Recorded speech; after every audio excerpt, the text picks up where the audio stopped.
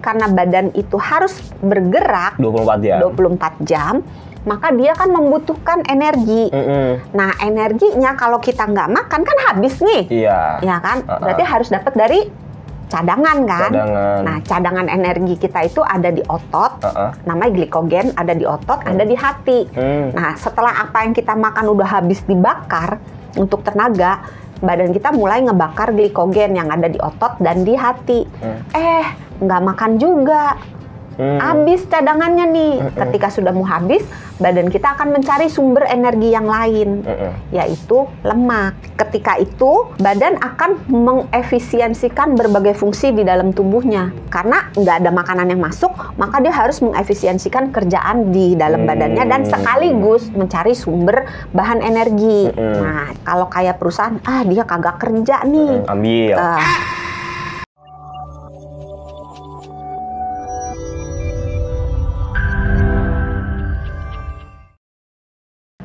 Kalau gitu, autofagi itu baik nggak sih buat tubuh, buat kesehatan? Basically, autofagi is bahasa Inggris. Kalau bahasa Inggris semua saya nggak ngerti. Ya. Iya, baik atau enggak autofagi buat tubuh gitu? Oh, baik. Walaupun ada yang dimakan. Iya, karena kan tujuan akhirnya mengefisiensikan dan menyediakan energi untuk badan kita yang sedang kekurangan energi, yang sedang berada dalam stres. Jadi dengan adanya dia diganti sel-sel yang jelek-jelek itu dibuang gitu, terus dibikin sel-sel yang baru dengan sumber dari bahan-bahan yang sumber bahan baku untuk membangun sel baru diambil dari sel yang lama tadi yang di recycle gitu ya. Jadi badan kita akan mengalami kemajuan yang tadinya mungkin ada sel-sel yang ada virusnya karena dimakan, dibuang. Ya, jadi kan bersih gitu, sehat gitu. Sel-sel yang rusak dimakan, jadinya kan badan kita jadi awet muda dalam tanda kutip. Dan bagus. Salah jadi satu cara untuk bisa dapetin autofagi itu dari puasa ya tadi. Puasa. Salah satunya ya. Nah kalau puasa nih dok, kan tapi itu hanya salah satu cara ya, bukan satu-satunya cara. Iya. Tapi kalau pas lagi puasa nih dok, minuman atau mungkin makanan apa yang bisa ngebantu? Kalau lagi puasa mah nggak minum. Iya. Enggak, maksudnya pas udah buka puasa mungkin ya maksudnya. Jadi gini, memang benar ada minuman. Mau dijadiin satu sama makanan nggak? Jadi aja satu. Jadi satu ya. Nanti berantem kalau nggak. Iya, soalnya kalau makan nggak minum aus. Salah. Makan nggak minum, ya aus. Iya, aus. Seret gitu kan. Kalau minum nggak makan, lapar. Minum nggak makan, lapar. Iya, jadi minumnya dulu apa makannya dulu? Minumnya dulu ya? Minuman dulu aja. Minuman yang bisa membantu itu sebetulnya nggak terlalu dominan sih. Minum air putih, ya. Terus minum yang ada kafeinnya, karena kafein mempercepat metabolisme. Kopi, matcha, ya.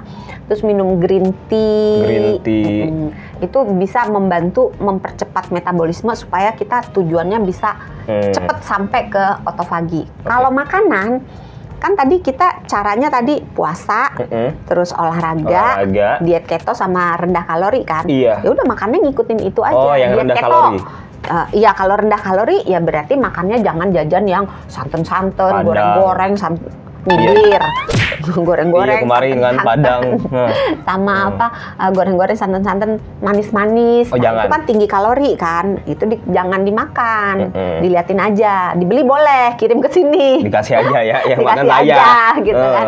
Nah, terus tadi rendah kalori diet keto. Nah, berarti makanan yang tinggi lemak baik. Jangan mentang-mentang bilang tinggi lemak gorengan gitu. Tidak ya. Iya. Tinggi lemak baik. Tinggi kan ada lemak baiknya. Kalau jahat, gorengan itu. Oh iya, lemak jahat. Benar. Jadi tinggi lemak baik, cukup protein, rendah karbohidrat. Itu basicnya kunci dari segala kuncinya diet keto. Nah, supaya bisa cepat sampai ke autofagi, kita boleh menggabungkan antara puasa dengan diet keto atau antara puasa dengan diet rendah kalori.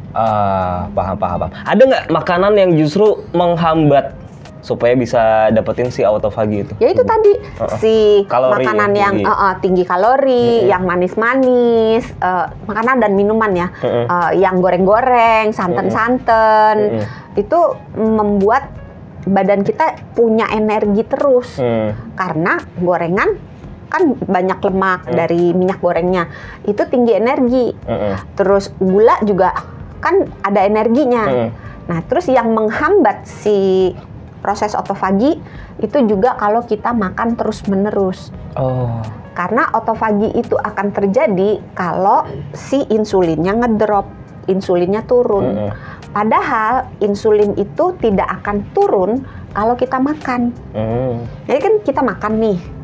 Kalau kita makan, badan kita kan akan merasakan, wih ada makanan nih bos, siap-siap yuk untuk mengolah makanan ini. Maka dikeluarkan insulin.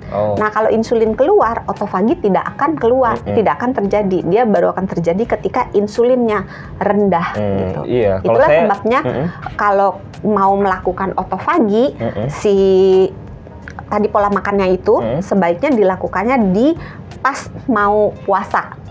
Jadi kalau misalnya puasanya malam, berarti dimakan malamnya. Ini nih mau saya tanya nih, berapa lama puasanya dok supaya bisa mencapai otofagi ini? Sebenarnya proses otofagi itu ada yang mengatakan sekitar 24 jam mulai baru terjadi. Puasa seharian 24 jam? Ada yang mengatakan 16 jam. Tapi saya menjawab supaya sahabat Sonora tidak bingung ya, berapa jam? Aduh nggak cukup. Itu tergantung pada badan setiap orang. Tergantung misalnya makannya sebelum mulai puasa, makannya apa? Kalau misalnya sebelum mulai puasa, makannya udah yang tinggi-tinggi lemak, tinggi gula gitu kan, yang tinggi kalori, maka dengan sendirinya badan kita punya cukup banyak sumber energi sehingga dia nggak akan kehabisan energi. Kebayang nggak? Kebayang. Nah, sehingga ketika mulai masuk ke jendela puasa, kita makannya udah harus nyetop tuh, yang udah harus mulai menyerupai diet keto. Jadi rendah karbo, cukup protein, tinggi lemak. Supaya dalam keadaan itu, start awalnya aja insulinnya udah nggak begitu tinggi. Sehingga dengan ditambah puasa, insulinnya akan drop. Insulinnya ngedrop, maka kita lebih mudah masuk ke otofagi. Jadi sebenarnya agak susah kalau ditanya berapa jam. Rata-rata sekitar 24 jam. Kalau pola makannya baik, metabolismenya cepet, itu mungkin bisa 16 jam gitu. Jadi beda-beda pada setiap orang. Beda-beda ya? Tergantung apa yang dimakan sebelum puasa? Sama tergantung cadangan dia banyak nggak. Karena biasanya otofagi itu baru akan dicapai biasanya ketika tubuh kita sudah mulai membakar lemak. Nah, tubuh kita baru akan membakar lemak kalau cadangan-cadangannya udah banyak yang udah habis. Nah, kalau orang misalnya orang kaya gitu, tabungannya di bank banyak, deposito banyak, ya lama dihabisin dulu. Tergantung. Sebagai closing statement dari tadi kita ngebicarain soal efisiensi tubuh ya dalam bentuk otofagi. Ada yang pengen disampaikan kepada pemerintah? Maksudnya ada yang pengen disampaikan ke sahabat Sonora gimana cara menerapkan pola makan ini jadinya. Gimana cara sederhananya dok untuk bisa menerapkan pola makan yang mendukung untuk mencapai otofagi ini? Makanlah teratur. Makanlah teratur. Makanlah di jam makan dan tidak makan di jam bukan jam makan. Yang seharusnya aja lah ya. Iya. Yang sewajarnya jangan aja. Makan tidak berhenti. Hah? Makan kan tidak ada berhenti. Tiap sejam makan, ngemil, nggak berhenti-berhenti. Karena dengan dia terus masukin makanan, insulinnya nggak akan turun. Karena insulin itu naik kalau kita makan. Naiknya akan tinggi kalau kita makannya karbo. Nah, sedang kalau kita makannya protein, naiknya hanya sedikit sampai tidak bermakna kalau kita makan lemak. Itulah sebabnya kenapa diet keto bisa menyebabkan otofaginya lebih cepat. Karena diet keto itu kan tinggi lemak, rendah protein, tinggi lemak, sedang protein, rendah karbo kan. Nah, dengan susunan makanan seperti itu, insulin keluarnya cuma sedikit. Gitu. Jadi makan yang sewajarnya aja lah ya, seperti jangan terus-terus makannya. Iya. Kalau orang Indonesia tuh, ini saya penasaran sih kata aja dok. Kalau makan orang Indonesia tuh 2 kali atau 3 kali sih idealnya sehari? Kan ada yang pagi, tergantung siang, gaji malam. Mungkin ya. Ya udah, kita cukupkan sampai di sini sahabat Sonora. Jangan lupa untuk subscribe jenis dulu. Makanannya. Jenis makanannya. Jenis makanannya belum? Oh ya udah. Jenis makanan itu yang sehat gitu, yang protein, tapi proteinnya juga jangan protein yang banyak gajinya, banyak kulitnya, banyak minyaknya gitu. Terus rendah gula. Jangan yang banyak tepung-tepung, jangan gorengan, jangan santan. Jadi makanan sehat gitu ya. Terus jangan lupa lemak baik. Nah, terus kalau mempercepat lagi proses otofaginya, tambah dengan olahraga di jam puasanya atau di sejenak sebelum masuk ke jendela puasa. Oke. Udah nih, mau beli makan soalnya nih. Udah ya nggak ngomong lagi ya. Ya udah. Berarti buka puasa ya? Udah buka puasa saya. Ya udah, kalau gitu saya Sony Wicaksono, penyiar Sonora. Saya Dr. Santi, Health Management Specialist Corporate HR Kompas Gramedia. Kita dari Kamu Sehat. Jangan lupa untuk jaga kesehatan karena sehat itu mudah, sehat itu murah.